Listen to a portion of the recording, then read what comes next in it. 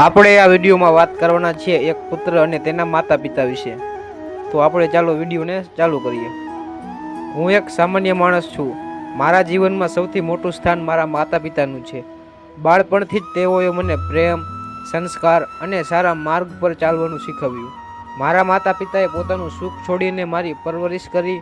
તેમણે મને શિક્ષણ આપ્યું અને સારો માણસ બનવાનું શીખવ્યું. જેમ સમય પસાર થતો ગયો અને હું મોટો થયો, પછી એક દિવસ મારા માતા પિતા વૃદ્ધ બનવા લાગ્યા. તેમની તબિયત પણ નબળી થવા લાગી. ત્યારે મને સમજાયું કે હવે મારી ફરજ છે કે હું તેમની સેવા કરું. હું રોજ તેમને દવા આપતો, તેમની જરૂરિયાતોનું ધ્યાન રાખતો અને તેમની સાથે સમય વિતાવતો.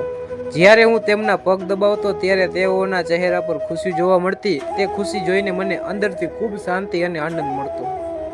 એક દિવસ મારા પિતાજીએ મને કહ્યું, બેટા, માતા પિતાની સેવા કરવાથી જીવન સફળ બને છે. આ શબ્દો મારા દિલમાં વસી ગયા. ત્યારથી મેં નક્કી કર્યું કે હું હંમેશા તેમની સેવા અને સન્માન કરતો રહીશ. મને સમજાયું કે માતા પિતા ભગવાન સમાન હોય છે. તેમની સેવા કરવાથી આશીર્વાદ મળે છે અને જીવનમાં સુખ શાંતિ આવે છે. તો મિત્રો, આપણને આત્મકથામાંથી શીખવા મળે છે કે માતા પિતાની સેવા કરવી સૌથી મોટું પુણ્ય છે. જે વ્યક્તિ પોતાના માતા પિતાનું સન્માન કરે છે તેના જીવનમાં હંમેશા ખુશી મળે છે. તો મિત્રો, હવે મળીએ આપણે આવતા વિડીયોમાં. જો તમે ચેનલ પર નવા છો તો સબસ્ક્રાઈબ જરૂર કરજો.